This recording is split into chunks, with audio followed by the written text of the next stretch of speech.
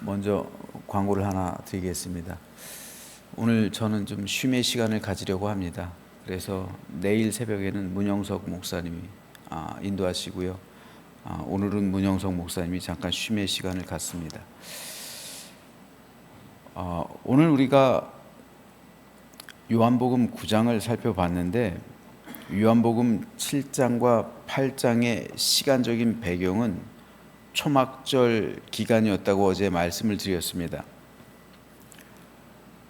더 구체적으로는 주후 29년 9월에서 10월경입니다. 어제 우리가 살펴본 요한복음 7장과 8장의 시간적인 배경은 29년 9월에서 10월경입니다. 초막절 기간. 이는 예수님께서 십자가에 못 박히신 때였던 다음에 6월절 기간이었던 주후 30년 3월 또는 4월, 3월에서 4월 정도 됐는데요. 그때보다 6개월 정도 앞선 시기였습니다. 이때 예수님은 유대와 베레아 지역을 중심으로 사역하셨어요. 이것을 주님의 후기 유대 사역이라고 부릅니다. 그런데 이 가운데 요한복음 10장 22절에는 수전절이라는 시간적인 배경이 나와요. 수전절은 성전을 정화한 작업, 즉 마카비에 의해서 성전이 소재된, 깨끗하게 된, 그래서 봉헌하게 된 날 해서 수전절 혹은 봉헌절이라고 부릅니다. 이 시기가 기록이 되고 있죠. 요한복음 10장 22절에. 따라서 이 수전절은 주후 29년 11월에서 12월경이에요.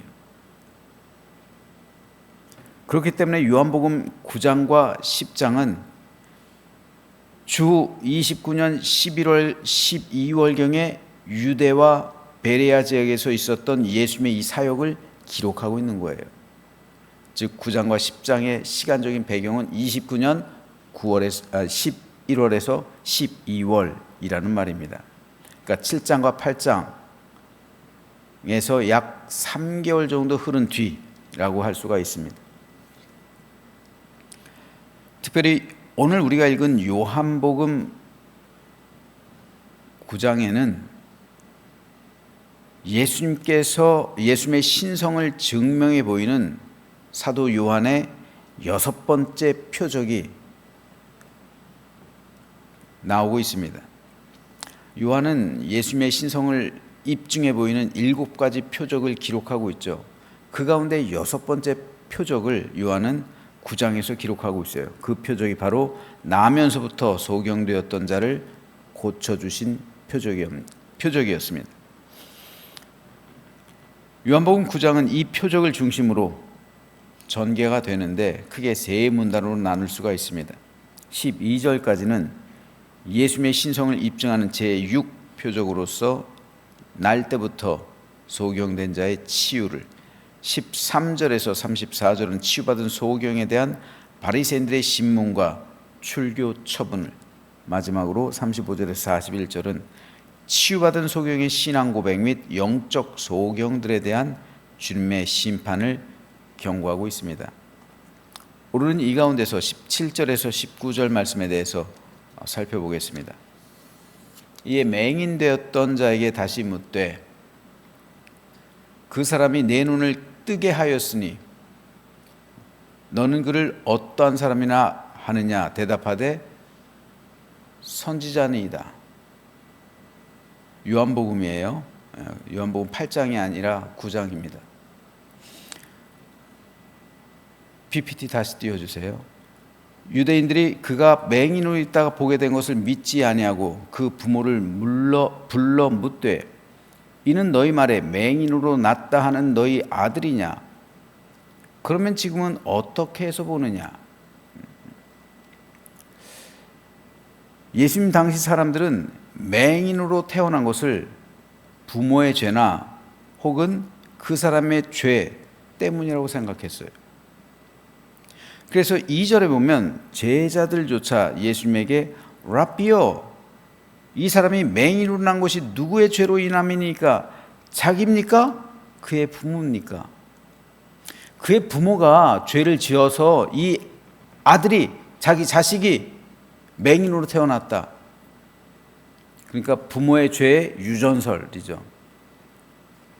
그리고 이 사람의 죄 때문에 이 사람은 맹인으로 태어났다. 아니, 아기가 무슨 죄를 져요? 아기가.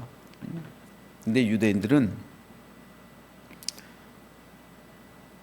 플라톤의 영향을 받아서요, 영혼의 선제설을 믿었어요. 선제설. 영혼이 미리 존재하고 있다는 거죠. 그런데 미리 존재하고 있을 그때 영혼이 죄를 짓는다는 거예요. 그래서 어떤 사람은 바리새인들이 혹 전생을 믿은 거 아니냐? 이렇게까지도 주장을 해요. 하지만 전생까지는 아니라고 해도 전생으로 가면 윤회가 되잖아요. 그건 아닌 것 같고요. 그게 아니라 플라톤의 영향을 받아서 영혼의 선제성, 이거를 믿은 것은 분명한 사실로 보입니다. 왜냐하면 그 당시 헬라 철학의 영향을 깊숙이 받고 있었던, 한참 그 헬라 철학의 그 한복판에 있었기 때문에 영혼의 선제설, 영혼이 미리 존재하고 있었다, 이거는 믿은 것은 분명한 것 같아요. 그러니까 미리 존재하고 있었을 그 어떤 시기 동안에 이 영혼이 죄를 짓고 태어났다라는 거예요. 그래서 아이들이 장애를 가지고 태어났다. 장애를 가지고 태어나는 아이들이 있잖아요. 그때나 지금이나. 그런데 이 아이들이 영혼의 선제설, 그 영혼이 육신에 담기기 전에 분명히 그 전에 어떠한 죄를 지었다, 이거를 믿고 있는 거예요, 철학적으로는. 그리고 또 유대인들은 그렇기 때문에 엄마의 모태에 있을 때 이 영혼이 죄를 지을 수 있다라고 생각하는 거예요. 그래서 날 때부터 죄를 지은 게 부모의 죄 때문입니까? 아니면 이 사람의 죄 때문입니까? 이렇게 물은 거예요. 그런데 중요한 건 뭡니까? 둘 다 죄 때문이라는 거잖아요. 장애로 태어난 게 죄 때문이라는 거잖아요. 여러분, 장애로 태어난 것도 억울한데 거기다가 너는 죄인이야 라고 공격받는 거는 더 억울한 거예요. 장애는 사회적으로 보살펴 줘야 되고 위로해 줘야 되고 도와줘야 될 대상이지, 공격하고 죄인이라고 저주하고 고소하고 넌 합당한 죄를 받는 거야, 넌 그렇게 사는 것이 당연해, 이렇게 정죄한다면 이건 진짜 비참한 겁니다. 근데 유대인들은 그렇게 생활했다고요. 하나님을 믿으면서. 하나님은 어떤 하나님이에요? 사랑의 하나님이잖아요. 그런데 장애인들이 생각해 본다면, 그게 사랑의 하나님이에요? 이게 어떻게 사랑의 하나님이에요? 그럼 예정론을 들이대면서 넌 그렇게 예정된 거야, 넌 장애인으로 예정된 거야, 이게 사랑의 하나님일까요? 어쩌면 우리는 굉장히 잔인한 일을 벌이고 있는지도 몰라요. 똑같아요. 넌 죄를 지었기 때문에 이렇게 태어난 거야. 그러니까 너는 평생 회개하면서 너는 평생 그렇게 살아야 돼. 여러분, 그럼 회개는 회복이잖아요. 그럼 내가 회개하면 회복돼서 내 눈이 떠져야 될 거 아니에요. 근데 회개한다 한들, 죄를 지어서 회개한다 한들 내 눈은 안 떠지잖아요. 내 장애는 회복되지 않잖아요. 이에 대한 딜레마가 오늘 기록되고 있는 거예요.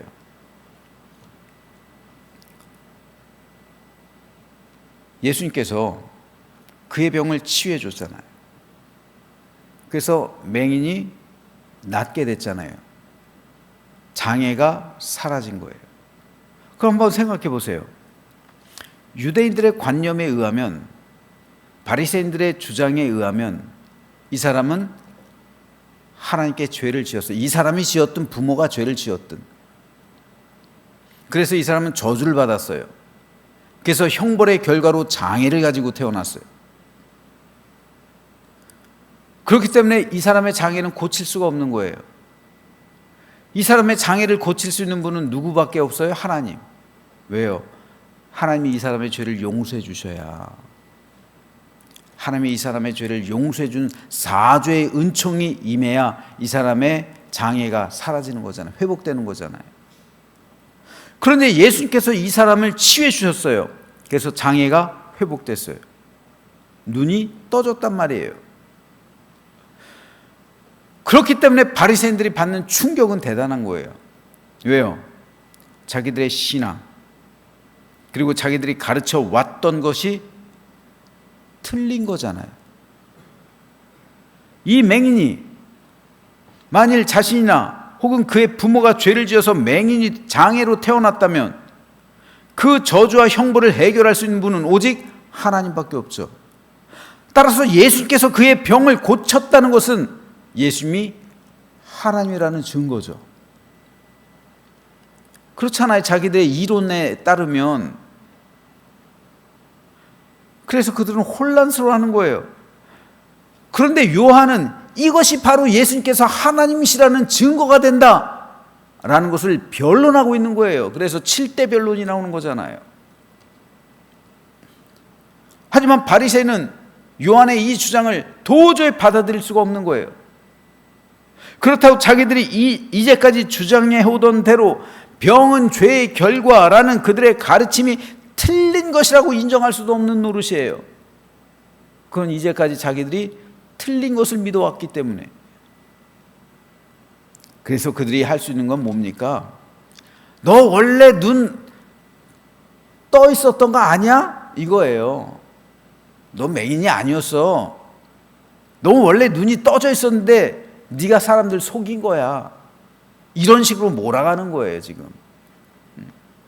언제 어떻게 떠졌는데 계속해서 신문하는 거예요. 부모를 데려다가도 신문하고 이 사람을 몇 번씩 불러다가 신문하는 거예요. 어떻게 눈이 떠졌는지 경위를 한번 말해봐. 받아들일 수 없는 거예요. 눈이 떠진 거를. 자기들의 신념에 반하니까요.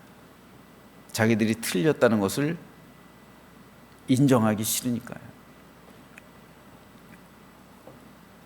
그래서 요한복음 9장에는 묻다, 영어로 ask라는 말이요, 무려 9번이나 나와요. 계속해서 묻는 거예요. 계속해서. 진짜야? 어떻게 떠졌는데? 원래부터 떠진 거 아니야? 근데 감쪽같이 속인 거 아니야? 이런 식으로 자꾸 신문에서 몰아가는 거예요. 그리고 드디어 어떻게 돼요? 출교시키기로 하잖아요.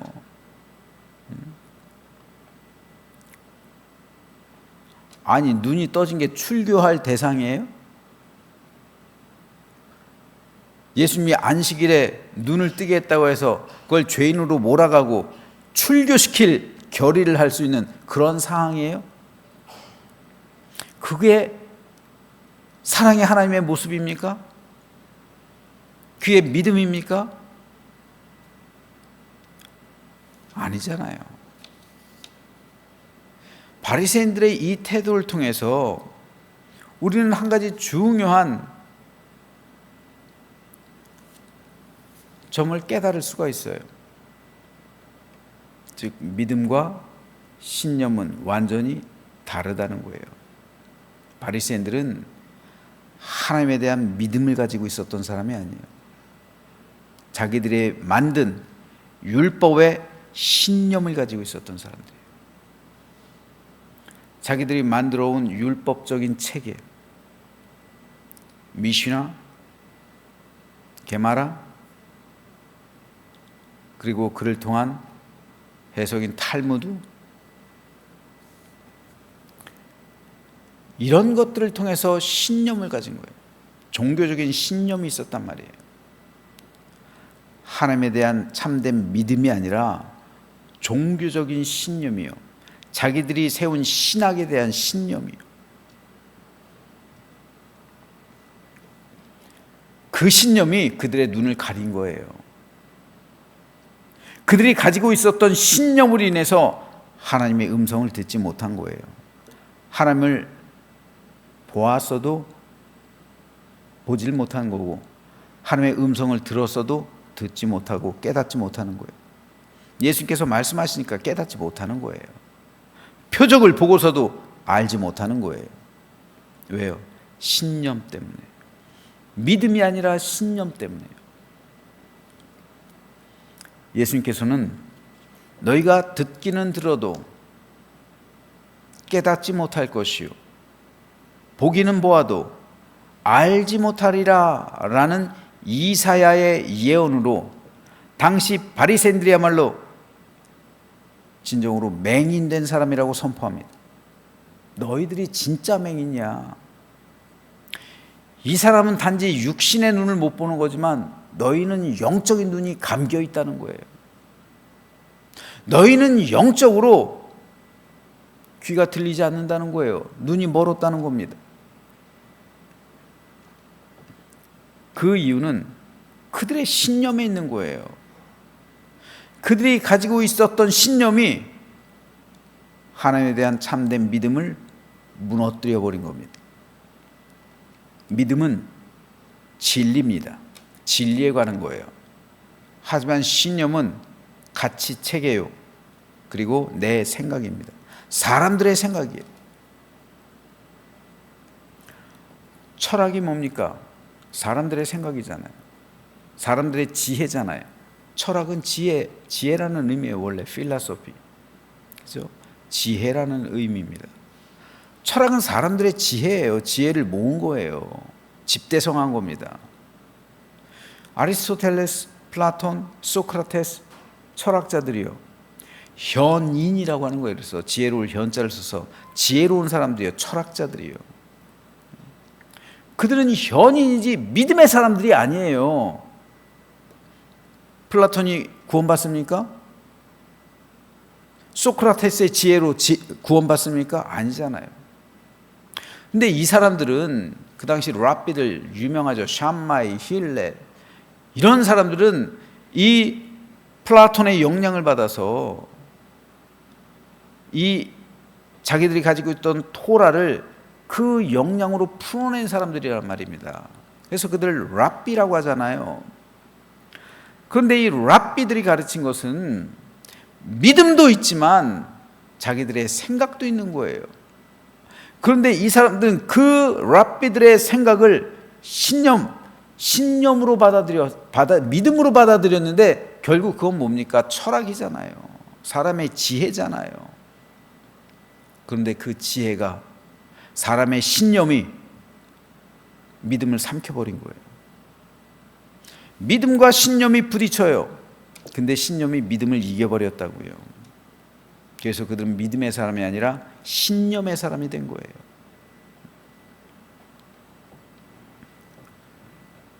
내 생각이 확고하게 굳어지면요, 어떤 말을 해도 안 들려요. 어떤 것도 보이지 않아요. 진실을 마주해도 그것이 진실인 줄 알질 못해요. 진리를 말해도 그것이 진리인 줄 깨닫질 못해요. 그래서 결국 멸망의 길로 가는 거예요. 이단들이 그런 거예요. 이단들이. 이단에 빠진 사람들이 그런 거예요. 이단에 빠진 사람은 신천지 같은 사람들이요. 여호와 증인, 또 심지어 안상홍 이런 사람들. 거기 빠진 사람들한테 아무리 말을 해보세요. 진리를 말하고 진실을 말해도 그들은 보질 못하고 듣질 않는 거예요. 믿음이 아니라 신념 때문에 그러는 신념 때문에 잘못된 신념이에요. 그리스도인은 신념으로 구원받는 것이 아니라 믿음으로 구원받는 거예요. 우리의 성경 지식으로 구원받는 게 아니라는 말이에요. 그건 도움이 돼요. 하지만 성경을 지식으로 이론으로 구원받는 게 아니라 성경에 기록된 하나님의 말씀을 받아들임으로 그 말씀을 먹음으로 그 말씀대로 살아감으로 그 말씀이 내 안에서 체화가 되어져 말씀이 육신이 된 것처럼 그 말씀이 내 속에서 들어와서 진정한 하나님의 형상이 되어져. 그래서 믿음으로 구원받는 것이지 성경을 읽고 지식으로 우리가 구원받습니까? 이 지식은 신념이 되어버리는 거예요, 여러분. 말씀이 내 안에서 체화되지 않으면 지식, 그 성경 말씀을 듣는 것은 나에게 지식을 주고 지혜가 되고, 그래서 그것이 나의 가치 창조가 되고 가치 창조를 이루게 되고, 그래서 그게 내 신학이 되고요, 내 신념이 되어버린 거예요. 내 생각이 되는 거예요. 성경을 우리는 먹어야 돼요. 그래서 하나가 돼야 되는 거예요. 성경이 나를 삼켜야 되는 거예요. 내가 성경을 삼키는데 성경이 결국 나를 삼키는 거예요. 말씀이요. 그래서 참된 믿음을 갖게 되는 겁니다. 그래야 믿음대로 살아가는 거예요. 믿음대로. 믿음에 의존해서, 믿음의 반석 위에서 우리는 하나님에 대한 온전한 믿음 가운데 살아가는 거예요. 믿음은 하나님으로부터 임하는 것이기 때문에 진리요 참입니다. 하지만 신념은 사람에게서 나는 것이기 때문에 진리를 증거할 수도 있지만 좋은 면으로 잘못되면 아닐 수도 있는 거예요. 이단들이 잘못된 신념 가지니까 어떤 말을 해도 안 들리는 거예요. 잘못된 가치체계를 수립하잖아요. 잘못된 신학을 수립하잖아요. 그 신학이라는 것이 뭡니까? 신학은 믿음의 진리에 관한 게 신학이에요. 진리가 아니라고. 여러분, 신학이 진리가 아니에요. 예정론, 자유의지론, 이거 진리 아닙니다. 신학의 한 일부예요. 이거를 뭐 진리처럼 우리가 숭배하면 안 되는 거예요. 장로교인들은 예정론을 진짜 무슨 성경에 있어서 예정론만 있는 것처럼 그걸 진리로 숭배하면 안 돼요. 그러면 이게 신념이 돼버리는 겁니다. 감리교인들 마찬가지예요. 자유의지론을 진리처럼 받들면 안 되는 거예요. 그건 사람의 생각이에요. 사람의 생각으로 만들어내는 이 신학이란 말입니다. 신학이 진리가 아니에요. 신학은 진리로 다가가는데 도움을 줄 수는 있지만 그것 때문에 진리가 가려져 가지고 너는 원래부터 그렇게 예정되어 있으니까 하나님께서는 지옥 갈 사람하고 천국 갈 사람 다 창조해냈다, 이런 건 진리가 아닙니다. 이건 사람의 생각이죠.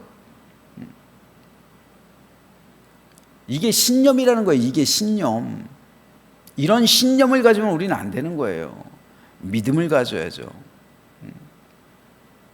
참된 믿음을 가져야지. 왜 잘못된 신념 가지고 이단들이 이단들이 성경 안 믿어요, 여러분? 여러분, 신천지에 가서 요한계시록을 배워보라고 하잖아요. 다 성경에서 뽑아내는 것들이잖아요. 다 성경 말씀이잖아요. 근데 왜 그게 틀려요? 성경 말씀을 자기의 생각으로 풀어내니까 그게 신념이 돼버리는 거예요. 믿음이 아니라 신념이 되는 거예요. 그게. 그러니까 안 들리는 거예요. 우리 믿음은 신념에 기초해서는 안 됩니다. 온전한 믿음, 믿음의 반석 위에 세워져 있어야 돼요. 우리가 만일 진실한 믿음을 갖는다면 그 믿음이 나의 신념을 무너뜨리는 거예요. 그래서 내가 잘못한 것을 깨닫게 되죠. 그러니까 기독교인들은, 진실한 믿음의 사람들은 언제나 이 머리가 굳어 있는 게 아니라, 내 마음이 굳어 있는 게 아니라 언제나 유연하다고 해요. 그래서 내가 잘못 생각했을 수도 있구나. 내가 잘못한 것일 수도 있구나. 이거를 깨닫게 된다고요. 성령께서 깨닫게 하신다고요. 그래야 그 삶을 고치는 거예요. 그리고 바른 길로 가는 겁니다. 온전한 길로 가는 거예요. 근데 한번 신념이 들어와서 굳어져 버리니까 내 생각이 무조건 옳은 거예요. 그러니까 이 신념이 굳어져 버린 사회, 그러니까 어떻게 됩니까? 정치로 가면, 이 신념이 굳어져서 정치로 가면요, 죽을 때까지 싸우는 거예요. 그러니까 우리나라 같은 경우는 특별히 이게 심해요. 부모 형제 알아보지 못하고 죽창으로 찌르잖아요. 이 신념이에요. 신념이 여러분 사회를 망가뜨리는 거예요. 내가 틀릴 수 있다는 생각 왜 안 하죠? 다른 사람이 틀릴 수 있다는 생각은 하는데 내가 틀릴 수 있다는 생각은 왜 안 해요? 그래서는 안 되는 겁니다. 안타까운 사실은 교회들 가운데 믿음이 아니라 신념을 가진 사람들이 많아요. 그리고 믿음과 신념을 헷갈려 해요. 자신은 신념을 가지고 있는데 믿음을 가지고 있다고 생각하고 있어요. 바리새인들이 그랬잖아요. 자기들은 신념을 가지고 있는데 예수님 볼 때는 자기들은 건전한 믿음을 가지고 있다고 생각하고 있었어요. 예수님이 그것을 깨부수라고 얼마나 노력을 했습니까? 결국 못 깨잖아요. 못 깨는 게 아니라 그들이 안 깨는 거죠. 결국 그 신념이 하나님을 죽이잖아요. 믿음은 그 사람을 감동시켜서 그의 삶을 변화시키는 선한 영향력입니다. 하지만 신념은 사람을 선동시키는 영향력이에요. 신념을 가진 사람은 사람을 선동시켜요. 선동한단 말입니다. 하지만 믿음을 가진 사람은 사람을 변화시켜요. 이것이 믿음과 이 신념의 차이예요. 믿음의 리더십은 성도들의 변화를 가져오지만 신념의 리더십은 성도들을 선동하고 다니는 거예요. 이게 신념과 믿음의 차이예요. 구약에서 고라의 리더십, 신념입니다. 신념의 리더십이에요. 그래서 사람들을 선동한 거예요. 결국 멸망했잖아요. 그러므로 저는 저와 여러분 모두가 우리 믿음은 하나님 앞에서 순수하고 깨끗하고 진실하고 참된 믿음이 되기를 바랍니다. 그래서 신념이 아니라 믿음 위에 굳게 서서 우리 구원을 이루어가며 참된 믿음의 삶을 살아가는 우리 모두가 되시기를 주님의 이름으로 축원합니다. 기도하겠습니다.